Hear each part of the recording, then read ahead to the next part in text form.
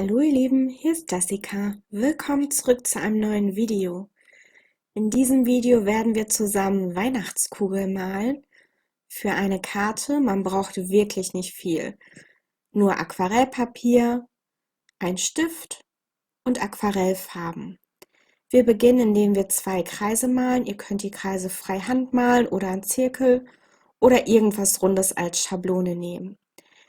Ich radiere die Bleistiftkreise ganz leicht weg, so dass ich nur noch ein bisschen die Umrisse sehe, einfach damit ich hinterher keine Bleistiftränder auf meiner fertigen Karte habe. Dann feuchte ich die Kugel zuallererst an. Alle Sachen, die ich in dem Video benutze, werde ich auf jeden Fall unten in der Infobox verlinken, falls es euch interessiert, welche Pinsel, welche Farben und welches Papier ich benutzt habe. Bei dem Anfeuchten der Fläche ist es ganz wichtig, dass ihr nicht zu viel Wasser auf eurem Kreis habt. Wenn ihr Pfützen habt oder zu viel Wasser hin und her schwimmt, bekommt ihr eher so Blumenkohleffekte, also getrocknete Farbränder, die das Ganze nicht so schön machen. Deswegen solltet ihr wirklich nur eine glänzende Fläche haben.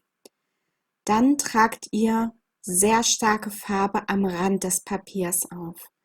Und mit jedem Strich, den ich jetzt quasi mit dem Pinsel mache, wische ich wieder etwas von der Farbe auf einem Tuch ab und ziehe wieder ein bisschen Farbe aus der konzentrierten Farbe weg und verteile sie auf den restlichen Kreis.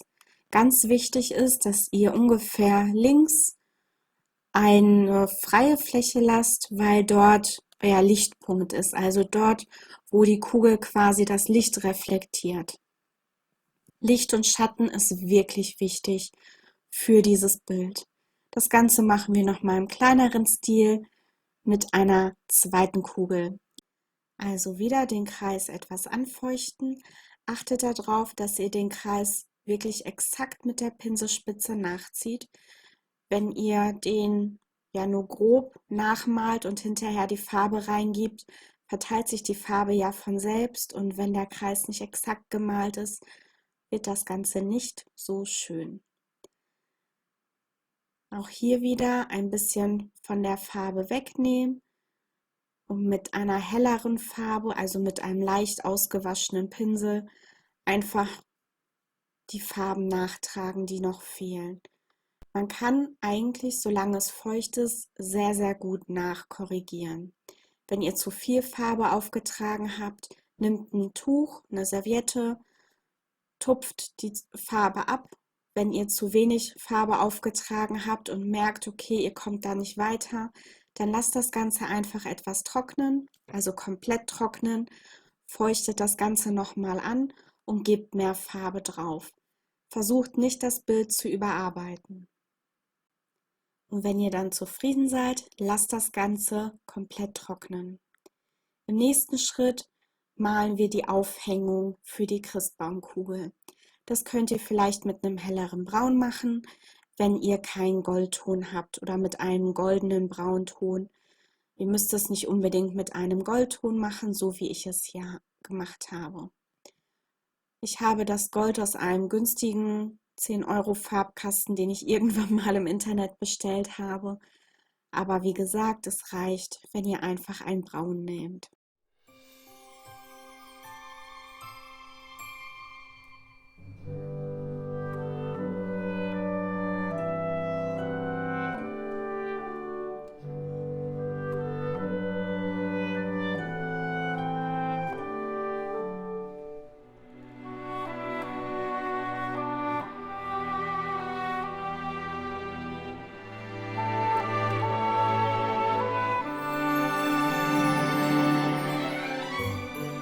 Ich bin wirklich nicht gut im Handlettering, aber ich habe es trotzdem einfach mal versucht.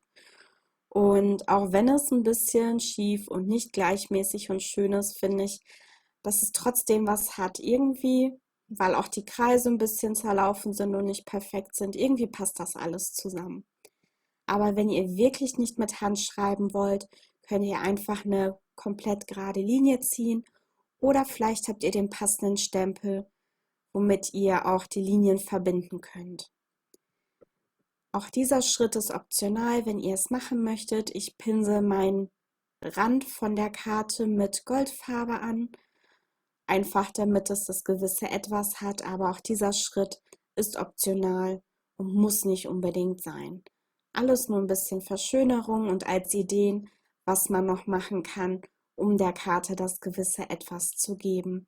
Wenn man sowieso Bastelmaterialien zu Hause hat, im Schrank, sie nie benutzt, holt sie raus und macht was damit.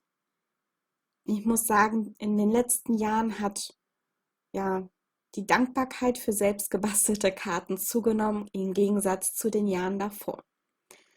Auch dieser Schritt ist wieder optional. Mit den Resten der goldenen Farbe sprenkle ich einfach noch ein bisschen auf die Kugel. Ich benutze eine Art selbst gebastelte Schablone, damit auch der Rest der Karte geschützt ist und ich wirklich nur diese Goldsprenkel auf meiner Kugel habe. Ihr könnt mit einem goldenen Gelstift oder mit einem weißen Gelstift Schneeflocken, Linien oder Kreise auf eure Kugel malen. Seid so kreativ, wie ihr wollt. Es gibt unglaublich viele Möglichkeiten. Ich benutze hier einen Kleberoller, um die Karte auf das Papier zu kleben. Und ich muss sagen, Kleberoller haben mein Leben gerettet. Ich fand es früher furchtbar, immer mit Flüssigkleber und Prittstift rumzuschmieren. Mit den Kleberollern ist es eine schnelle, saubere Geschichte und man muss sich nicht dafür fürchten, dass irgendwo doch wieder Kleber an einem hängen blieb oder dass man die ganzen Sachen verschmiert oder der Kleber irgendwo rausquillt. Zum Schluss wird die Karte einfach nur noch zusammengesetzt und fertig ist es. Ich hoffe, euch hat die Woche genauso sehr gefallen wie mir in der Vorbereitung. Ich hatte eine unglaubliche Vorfreude und ja, ich bin gespannt, wie ihr durch die Woche gekommen seid, was ihr mit den Tutorials gemacht habt. Schreibt mir auf jeden Fall, schickt mir Bilder und genießt einfach die Vorweihnachtszeit. Stresst euch nicht, macht was Kreatives und geht das Ganze mal in Ruhe an. Das macht die Weihnachtszeit umso schöner.